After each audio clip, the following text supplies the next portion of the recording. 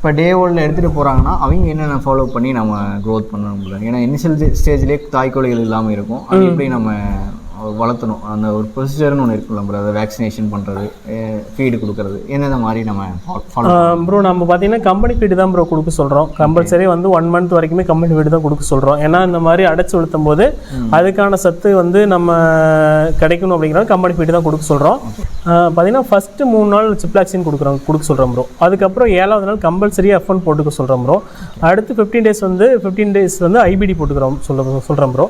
அதுக்கப்புறம் வந்து 21 நாள் இருந்து 25 நாளுக்குள்ள லசோட்டா போட்டு சொல்கிறோம் ப்ரோ. இது போட்டுக்கிட்டாவே ஒரு 90% மார்ட்டாலிட்டி வராதுங்க ப்ரோ. ஸோ அதுக்கப்புறம் ஒரு 1/2 கிலோவுக்கு மேலே R2B போட்டுக்கலாம் ப்ரோ.